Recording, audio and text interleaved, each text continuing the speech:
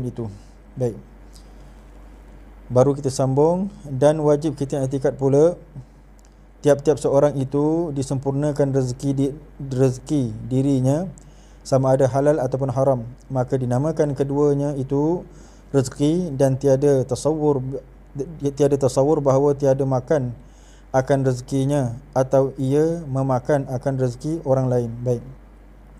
Di sini adalah pada masalah percanggahan orang yang berkata bahawa rezeki itu adalah yang halal saja, yang haram itu bukan rezeki. Jadi jawapan kita Ahlussunnah wal Jamaah, sama ada perkara itu halal ataupun haram, itu adalah rezeki. Jadi mustahil kalau kita katakan seseorang itu dia mencuri, kemudian dia makan hasil curi, ataupun dia melakukan satu perkara yang pada zahirnya nampak sah tetapi sah serta batal. Di dalam fikih kita ada masalah sah serta batal, kita ada masalah sah bukan sah serta batal, sah serta haram. Dan dalam fikih di dalam fikih kita ada sah serta haram, dan kita ada sah dan sah berpahala, muthab alaih. Jadi kita ada amal kita tu sah dan dapat pahala, dan ada amal kita tu sah tetapi haram dapat dosa. Jadi contoh yang saya beri ialah pada masalah tayamum. Tayamum ketika tak ada air, kita pun wajib tayamum. Jadi bila kita tayamum, kita tiada mendapat akan debu. Kemudian kita mencuri debu tayamum untuk kita bertayamum. Jadi debu tayamum yang kita curi tadi tu untuk kita bertayamum mengesahkan tayamum kita untuk kita sembahyang. Tetapi oleh kerana debu tadi tu dapat daripada jalan curi, maka tayamum kita tu hukum dia haram. Jadi bertayamum dengan berdebu curi adalah hukum haram. Jadi kita mendapat dosa daripada bertayamum tadi. Adapun tayamum kita sah dan kita pun bersembahyang dengan dia. Cuma bezanya di sini, bersembahyang sepatutnya mendapat pahala, tetapi di sini kita bersembahyang dapat dosa kerana kita bertayamum dengan tayamum orang, tayamum yang dicuri. Begitu juga dengan perkara-perkara yang lazim berlaku sekarang ini, pada masalah perniagaan yang biasa berlaku, yang ada saya sebutkan pada beberapa tempat tempoh hari, pada masalah yang disebutkan oleh Nabi kita, wala tabi' ala bai'i akhi, jangan wala yabi', maka jangan yang menjual oleh seseorang mukmin ala bai'i akhi, atas jualan saudaranya, maksudnya atas jualan saudara Islam yang lain.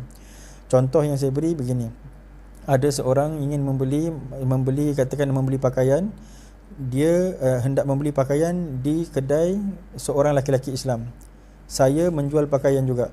Jadi ketika dia membeli, saya pun memanggil-manggil, beli dengan saya lah, saya jual lagi murah, itu hukum dia haram. Walaupun dia beli kepada kita dan pembelian tu muamalah jual beli itu sah, tapi berserta dengan haram, dan kita memakai akan rezeki yang Allah beri tadi tu atas jalan haram, dan rezeki tadi itulah yang kita beri kepada anak-anak kita.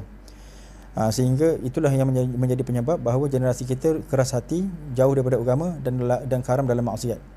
Jadi misal yang saya beri tadi ni, jual pakaian adalah misal contoh yang boleh kita kaitkan daripada zaman sekarang sehingga zaman dulu lah, daripada zaman dulu sampai zaman sekarang ni.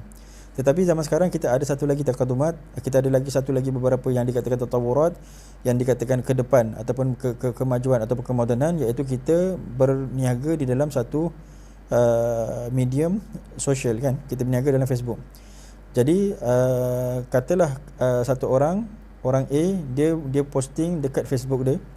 Dekat Facebook dia pun mengatakan bahawa saya menjual pakaian ini. Harga dia RM10. Jadi saya ni tak ada follower. Saya tengok orang A ni banyak follower.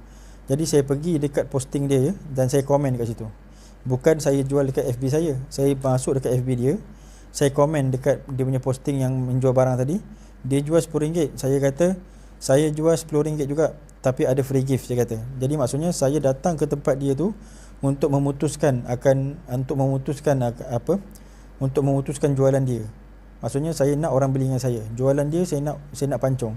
Jadi itu setengah daripada perkara yang haram yang juga dikatakan rezeki. Ini yang disebut kat sini rezeki, rezeki halal ataupun haram itu adalah rezeki di sisi kita Ahlussunnah wal Jamaah.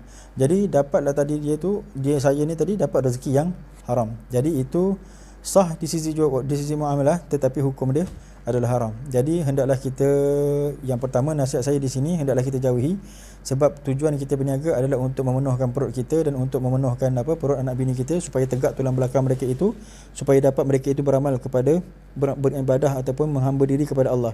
Tapi jika kita masukkan dengan perkara-perkara yang haram, kita penuhkan rezeki rumah kita dengan perkara-perkara yang haram,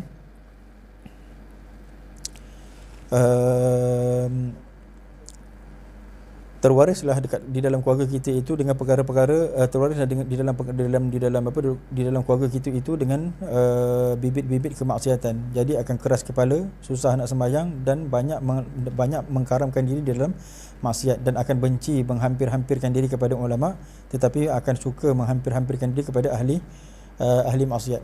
Jadi itu dikatakan rezeki yang haram. Jadi di sisi kita dekat sini disebut dekat sini disebut baik benda tu haram ataupun benda tu halal, kedua-duanya dinamakan rezeki. Maka dia kata tiada tasawur.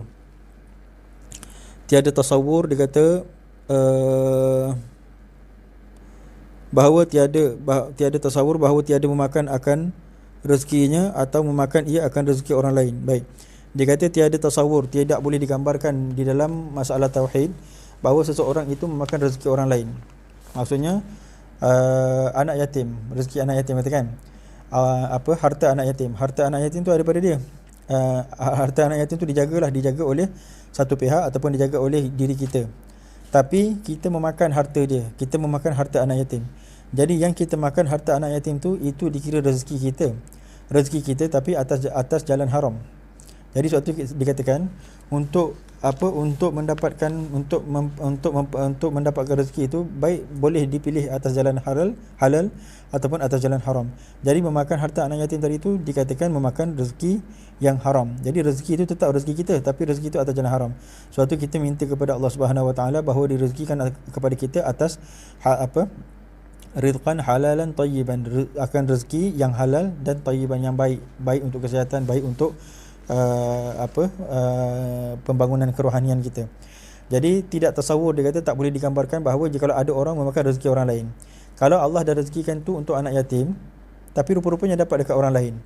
Kalau kita kata ini bukan rezeki kita lah, yang haram ni tadi bukan rezeki kita. Kalau kita kata begitu, berarti Allah tak mampu untuk mengalamatkan rezeki itu kepada siapa. Jadi Allah nak bagikan anak yatim, rupa-rupanya jatuh kepada kita. Jadi yang demikian itu adalah mustahil. Sebab tu ijma' Ahlussunnah wal Jamaah mengatakan rezeki itu sama ada yang halal ataupun yang haram, itu adalah rezeki kita. Jadi kita yang kena memilih sama ada yang halal yang haram. Daripada mana kita pilih? Daripada peraturan ataupun daripada perundangan yang dinamakan asy-syariah, daripada syariat. Jadi bagaimana syariat meletakkan harta sianu-sianu siapa yang patut mengambil, harta sianu-sianu siapa yang patut mengambil. Baik, begitu ya.